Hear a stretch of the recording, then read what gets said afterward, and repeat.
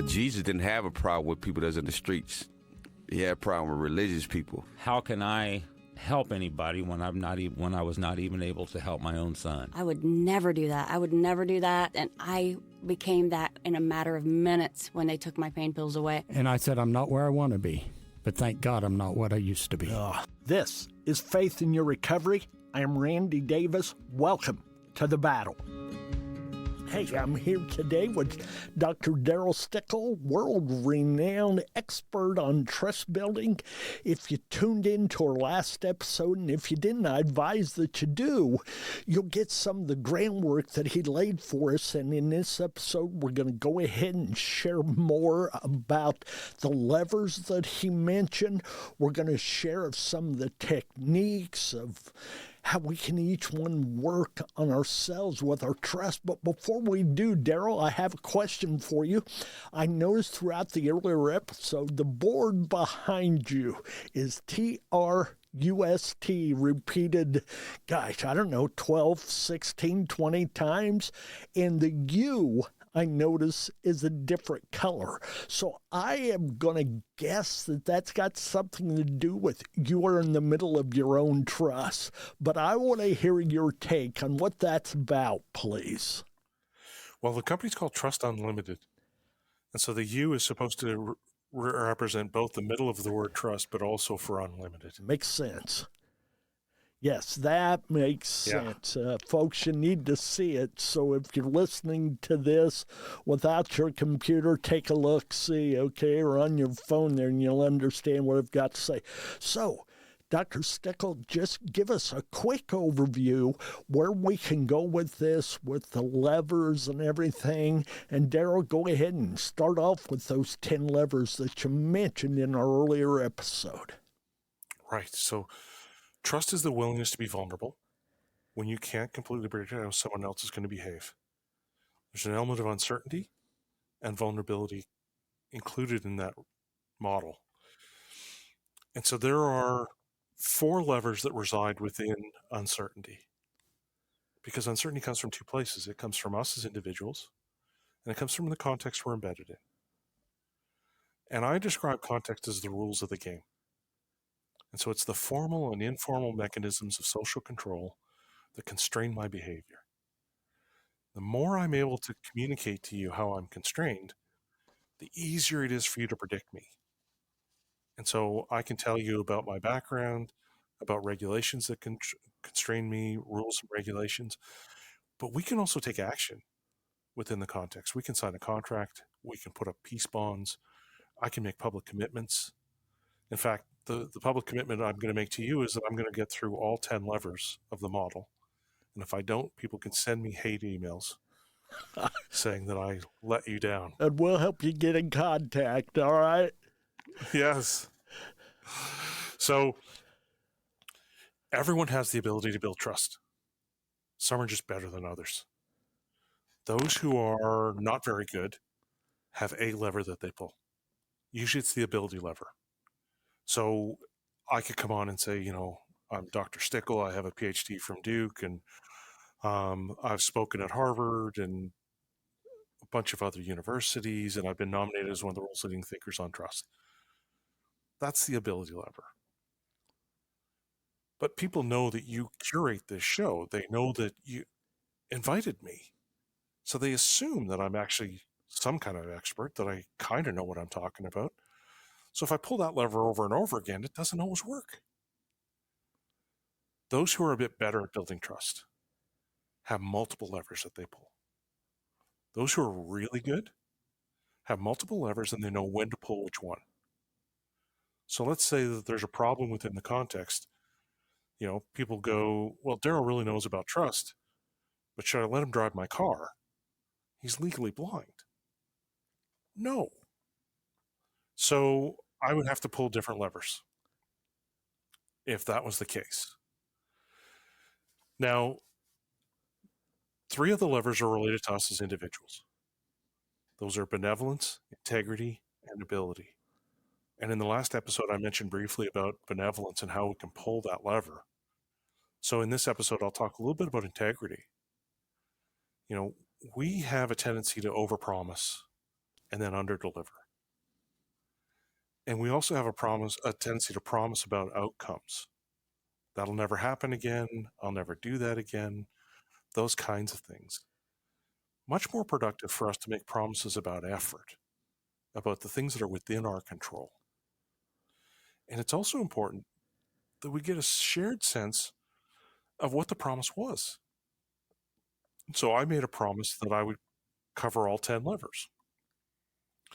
But if you understood it differently than me, I may finish and go, there you go, there's 10 levers. And you're sitting there going, well, I kind of expected something different than that. I feel like I followed through, but you don't. Similarly, when we start talking about trust or integrity as a combination of our actions against the values that we take or that we have, if I don't tell a story that links my actions or my decisions back to those values, I run the risk of you having a different story and you interpreting what I've done differently. And a lot of times organizations will see people have some cynicism because they'll see this list of values on the wall and they'll go, oh yeah, that never happens here. There was a company I worked with, their motto was the future is friendly. And I said, what does that mean? Like, I'm sitting with a bunch of senior executives and they said, well, we didn't know there was going to be a quiz. I said, what kind of promises do you think you're making with that? Because I got to tell you, when I hear that, I think the future's friendly, but right now you're in trouble. And so we start looking at how do we reach a shared understanding of what the commitment was? And how do we then also become transparent about saying, I think I followed through on it. And this is what I'm going to do next. And so to pull that integrity lever, we actually have to have conversations that include us trying to create a shared narrative, telling people how we think our actions are aligned with the values we've expressed, or telling people when we think we've finished a commitment that we made, and then telling them what we're going to do next, predicting our own behavior. We also need to see that the rules apply to everyone the same, because that's another place we tend to fall down. I have one set of rules for you and another set of rules for me. Now, ability is the third lever that we can pull as an individual. And despite it being our favorite, we often really misalign or misrepresent what excellence looks like. So for me to have an understanding of what excellence looks like as a guest for you, I would actually need to include you in that conversation to say, hey, Randy, what's a good guest look like? Who's your best guest ever been? What did they do? What made them so great? And we could even go a step further and say to your listeners, hey, what's a great guest look like on Randy's show? What's compelling? What does good look like? And now we're starting to include all the stakeholders and get a really clear sense of what excellence is. And so we can start to build a list from that and start to communicate that and say, I've heard from all the different stakeholders. I can't be everything to all people, but these are the things that really resonate, and here's where the overlaps are, and this is what good looks like for me. So we've covered 4 of the levers that all reside within uncertainty. And I told you guys last time that my favorite was benevolence. Well, partly it's because benevolence is so resilient, even in the face of change. The faster things change, the more ability becomes a moving target. And the harder it becomes to follow through on my commitments if they're long-term in nature, because things might change and values might change. And I'm going to be engaged in turmoil and transition as I try to figure this out. But benevolence, that belief that I'm trying to look out for you, that holds no matter what. And some of the teams that I've been working with, I've started to get them to try to pull together, but trying to help each other be exceptional, because that helps us future-proof each other. So those are 4 of the levers. There's 2 levers within vulnerability. And really, when we're trying to understand someone's vulnerability, we need to understand what they think is at stake and how they value it. And so we may have irrational notions of what's at stake. I might say to you, Randy, if I say the wrong thing here, everyone on the planet's going to hate me. And you could say to me, no, Darryl, only 30% of the planet. So we can start to share an understanding of how we feel vulnerable, what the alternatives are. And a way that we start to reduce people's vulnerability is by giving them options. Scarcity is one of the things that makes us feel vulnerable. And you've seen organizations give us a chance to try things, to reduce our vulnerability so that we feel more comfortable making a buying decision. Think about an ice cream store where they let you take a little piece or a little scoop of each of the flavors that you want to try. Maybe you try rum raisin and you realize, wow, I don't like rum or raisin. And so thank God I didn't buy a whole bowl. And so we see organizations, with generous return policies, with money back guarantees. All of these things are steps for them to help you reduce your vulnerability. So there's 6 levers now. 4 within uncertainty, 2 within vulnerability. After we've made the trust decision, we have a perceived outcome. And I use the word perceived because we interpret the world through stories. You and I could have exactly the same experience, but dramatically different perceptions of what just happened. And there are 2 levers within perceived outcomes. One of those is, was it a success or a failure?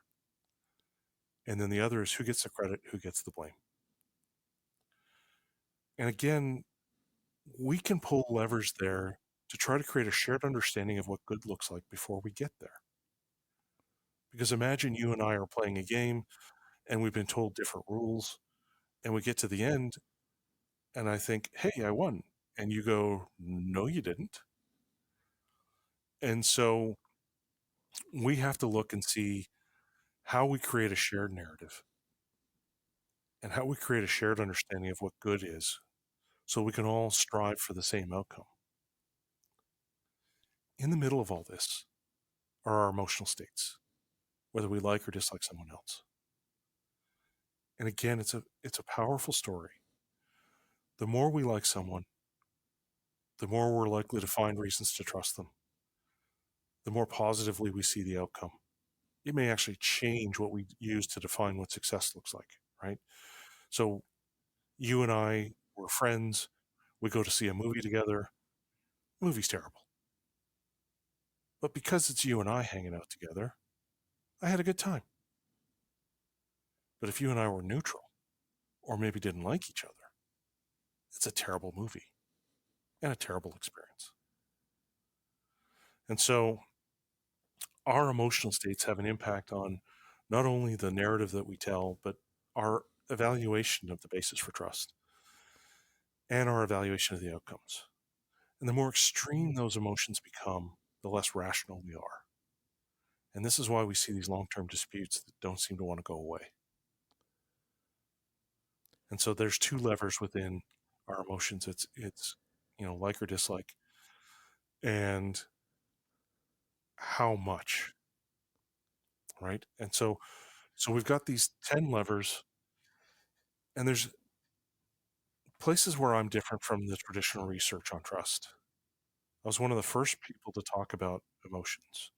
Most of the trust research treats people like they're rational actors. I don't know if you've met people before, Randy, but we're not always rational. And so what I do is I try to systematically walk people through these levers and teach them how to pull them. Is it, how do I word this? Is it a static procedure, step 1 through 10? Is there some bounce back? Like with grief, we've got those stages of grief, but we oftentimes, before we get to step 4, we've returned to step 2. Right. Yes. Help us with that. Yeah. So There is no silver bullet. Partly it's a matter of understanding when I need to pull which lever. Got And that. so first we seek to understand, right? We seek to understand the other person and the story that they have. And then we start to ask questions. And in the book, I've laid out the whole model, all 10 levers, and I've laid out ways to pull those levers. But it starts with me trying to understand you, try to develop some empathy to see where the gap is. So if the gap was around perceived outcomes, that's where I need to lean in. So if there's a parent-child issue, that's where it begins, with understanding, whether it's a cultural issue, a racial issue, whatever category it may fall into. You believe understanding's that first step, yes? I agree. Yeah, that's exactly right. And then we start to ask questions, right? And we start to try to get a sense of where the gap is and how we can close it. And there is an iterative process, much like you talked about with the grief piece. I'm going to try to understand. Okay, here's where the gap is. I'm going to try to resolve that. Did that work? If it did, that's great. Then are there other things that are a challenge? If it didn't, let me include you in the problem-solving process to try to solve this. Wow, you have... do me a favor, please.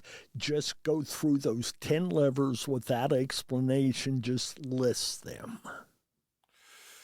There's 4 levers within uncertainty. There's benevolence, integrity, ability, and context. There are 2 levers within vulnerability. What's at stake? How do I value it? There are 2 levers within perceived outcomes. Was it a success or a failure? And who gets the credit or who gets the blame? And there are 2 levers within emotions. Do I like or dislike? And again, it ends up being a context piece. Is there something that's driving those perceptions? And can I untangle that? So those are the 10 levers. And that was me following through on my promise. Yes. You told us in the beginning that's what you do, and so you can't get the hate mail over that, okay? Yeah, you certainly gave us what you said you would. How can we recognize that it's working? So you and I have a broken trust, and you're doing your best to rebuild that. What is a piece of evidence that will show you maybe this is working and that trust is starting to grow? That's a great question, Randy. So part of the challenge we face is that we don't always define trust problems properly. We don't recognize them. And when I ask people, who do you trust? I get these close, tight personal relationships. Best friend, sibling, spouse, parents. And our head goes to this dichotomous place, right? It's either present or absent. We either trust people or we don't. And the reality is we trust some people more than others.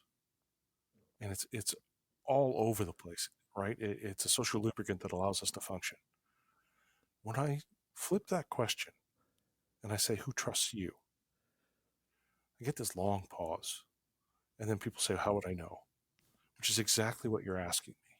How do I know if somebody trusts me? How do I know that this is working?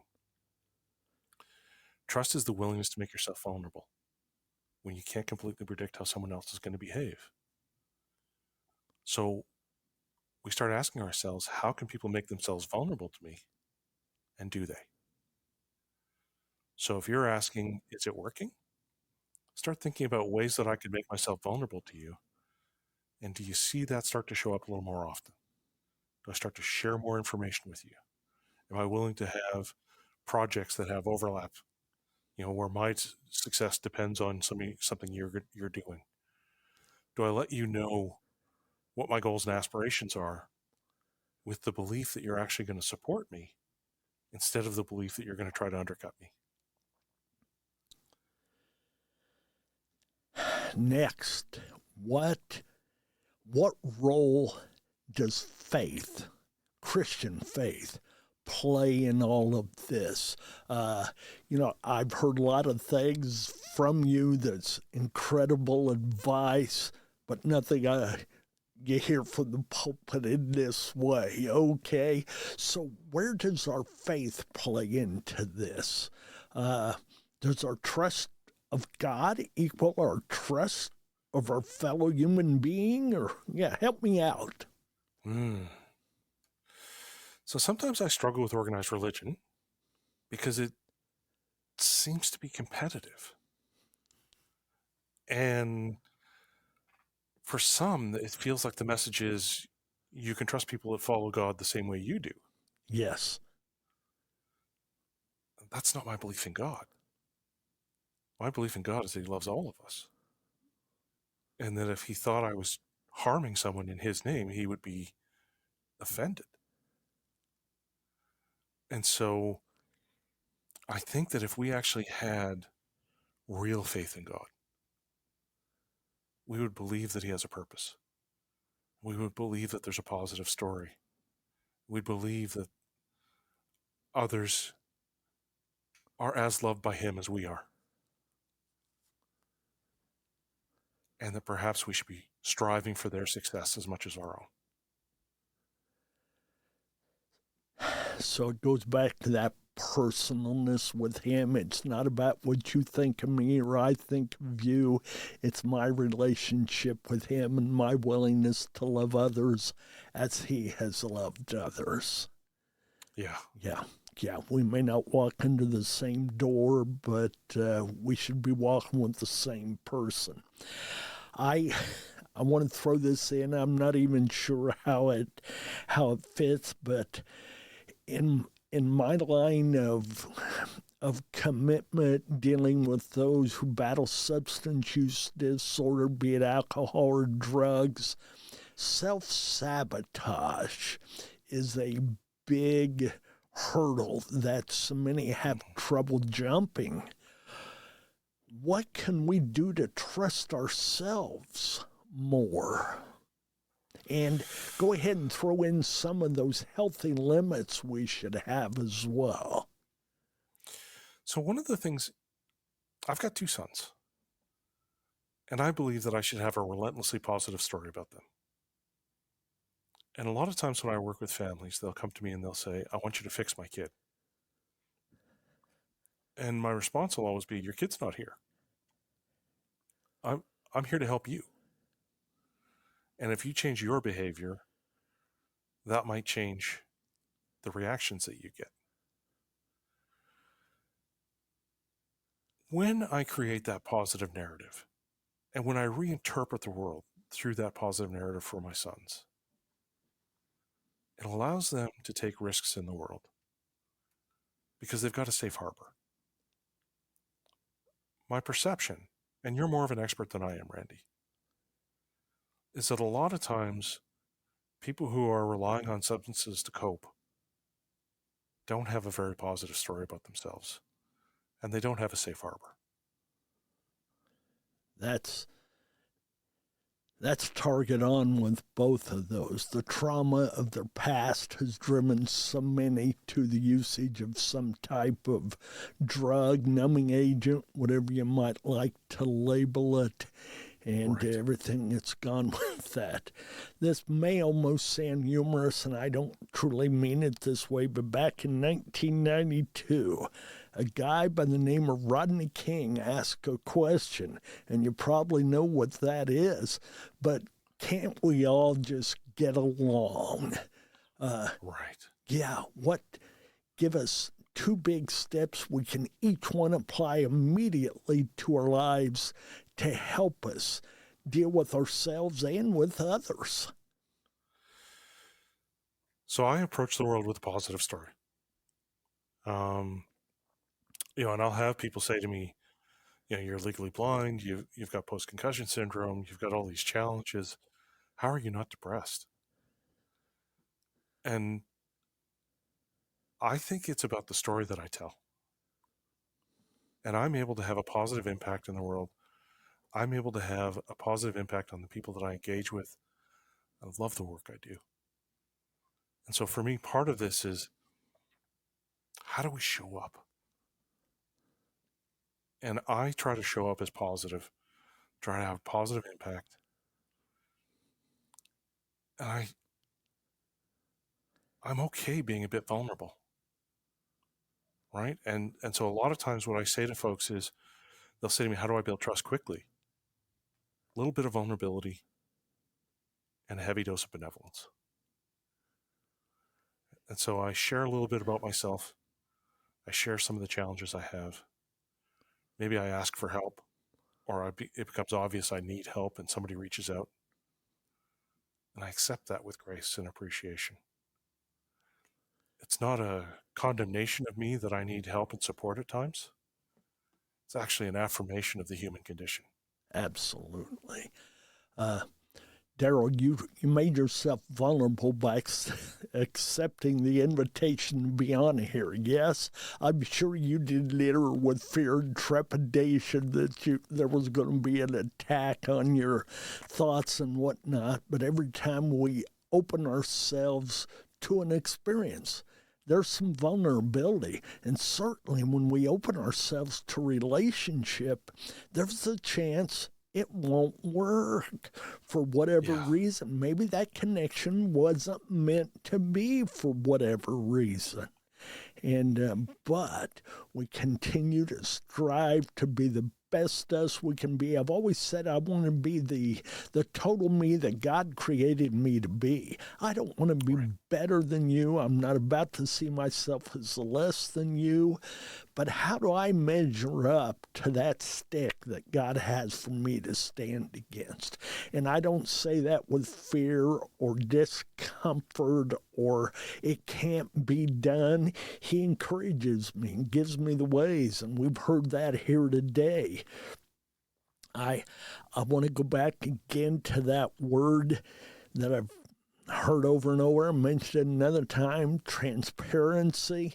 I love what you've shared with us about that today, about yourself, being as transparent as you've been with your past struggles, challenges, difficulties, however you might label them, and your willingness to share with us your education, your training, your skills. Go ahead and tell the folks the title of the book. Go ahead and give them any information you might like to for their benefit, to get a hold of your organization or to get the book. Help them with that, please. Yeah, so if people want to be helpful, buying the book, I find that people having a shared vocabulary really helps. So the book is called Building Trust, Exceptional Leadership in an Uncertain World. You can find it anywhere you buy books online. It's available as an audiobook or an ebook. You can find my company, Trust Unlimited, at trustunlimited.com. And you can find free articles in the blog section.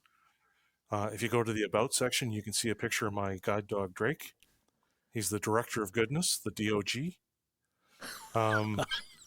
I like that. And if you want to reach out to me, it's Darryl at trustunlimited.com. And you can also reach out to me on LinkedIn, Darryl Stickel. We will make sure we get all of this on our site when we get ready to post this and get ready to air these 2 episodes. It'll probably be episode number 1 a week from this Friday, episode number 2 the week to follow. If not, certainly the immediate week after that. That's our plans if everything works out well. Is there anything you'd like to close with here today? Something we haven't touched on, or a question you have, or any comments you'd like to make, Darryl? We are facing some big, hairy problems. Things like climate change, race relations, challenges with the police, political divides, pandemics. They all require us to pull together. They require collective, collaborative action for us to solve it. And it's within our control to do that. I hope people will be willing to help me pick up some great big rocks. That's what it's going to take, is doing it together, trusting each other. And if it takes two of us to carry that rock, we need to be there in benevolence and have that person's back and be that extra set of hands. So what you've shared with us today exceeds what I'd hoped for. I thank you very much for your time, for your work, for the difference you've made in so many lives, and the opportunity you're giving us today to rebuild relationships that have been broken either through addiction or separation. Regardless of the reason, we now have some answers. Thank you for that. Thanks, Randy.